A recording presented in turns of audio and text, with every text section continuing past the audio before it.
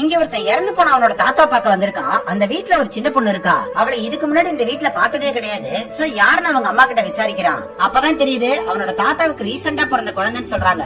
ஆனா இந்த பொண்ணோட அம்மா யாருன்னு அங்க இருக்கிற யாருக்குமே தெரியாது. இப்ப அந்த தாத்தா வேற இறந்து போயிடுறாரு. சோ இந்த பொண்ணை யார் வளர்க்கறதுன்னு சொந்தக்காரங்க எல்லாரும் அடிச்சுக்கிறாங்க. உடனே இவரோட மாமா இந்த பொண்ணை கொண்டு போய் ஏதாவது ஒரு அனாதை ஆசிரமத்துல விட்டுறலாம்னு பேசிட்டு இருக்காரு. அதை கேட்டதும் என்னடா இப்படி மனசாட்சியே இல்லாம நடந்துக்கிறாங்களேன்னு இவனுக்கு கோபம் வருது. சோ நேரா அந்த பொண்ணு கிட்ட போய் என் கூட வந்துறியான்னு கேக்குறான். அவளும் இவன் சட்டையை பிடிச்சிட்டு போறதுக்கு ரெடியா இருக்கா.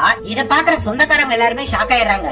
ஏன்னா இவனுக்கு இன்னும் கல்யாணமே ஆகல. இந்த மாதிரி ஒரு குழந்தைய வளர்த்தா இவனுக்கு யாரு பொண்ணு தருவான்னு கோவப்படுறாங்க. ஆனா இவனுக்கு அவங்கள பத்தி எல்லாம் கவலை கிடையாது. சோ அந்த பொண்ணை கூட்டிட்டு வீட்டுக்கு வந்துடுறான். இத்தனை நாளா இவன் இஷ்டத்துக்கு தனியா இருந்தவன் திடீர்னு ஒரு பொறுப்பு வரவும் ஏன்டா இவளை கூட்டிட்டு வந்தோன்னு ஆரம்பத்துல கோவப்படுறான். ஆனா அந்த சின்ன பொண்ணு ரொம்ப மெச்சூரா அவ யாருக்கும் பாரமா இருக்க கூடாதுன்னு அவளால என்ன ஹெல்ப் பண்ண முடியுமோ அவனுக்கு செய்யறா. அதை பார்த்தது இவனுக்கு மனசே மாறிடுது. அதுக்கப்புறம் இவனோட ஆபீஸ்க்கு பக்கத்திலே ஒரு ஸ்கூல்ல சேர்த்துட்டு ஆபீஸ் போறதுக்கு முன்னாடி அவசரமா தூக்கிட்டு போய் ஸ்கூல்ல விட்டுட்டு கிளம்புறான். திரும்பி பார்த்தா இவன் திரும்ப வராம போயிடுவானு அவன் முகத்துல கவலை தெரியுது. சோ கண்டிப்பா சாயங்காலம் திரும்பி வந்துருவேன் சத்தியம் பண்ணிட்டு கிளம்புறான். அதுக்குள்ள ஆபீஸ் போறதுக்கும் லேட் ஆயிடுது. அன்னைக்கு சாயங்காலம் திரும்ப வரதுக்கும் லேட் ஆயிடுது. திரும்பி வந்து பார்த்தா சோகமா உட்காந்துருக்கா. இவனை திரும்ப பார்த்ததுக்கு அப்புறம் தான் அவளுக்கும் இவன் மேல நம்பிக்கையே வருது.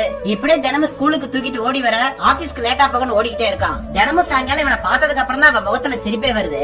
சோ தினமும் இப்படி லேட்டா வரது நல்லா இல்லன்னு சீக்கிரமே ஆபீஸ்ல இருந்து கிளம்புறதுக்காக அவனோட டிபார்ட்மெண்டே மாத்திக்கிறான். அங்க இவன் கூட வேலை செய்யறவங்க கிட்ட எப்படி ஒரு குழந்தைய வளர்க்கணும்னு கேட்டு தெரிஞ்சுக்கிறான். இப்படியே கொஞ்சம் கொஞ்சமா அவனோட லைஃப் ஸ்டைலே மாத்திக்கிட்டு அவ இல்லாம இருக்கவே முடியாதுங்கிற அளவுக்கு க்ளோஸ் ஆயிடுறான். ஒரு நாள் இந்த சின்ன பொண்ணோட அம்மாவை கண்டுபிடிச்சிடறான். எங்க இந்த பொண்ணு அவங்களே கூட்டிட்டு போயிருவாங்களோன்னு பயத்தோட போய் மீட் பண்றான்.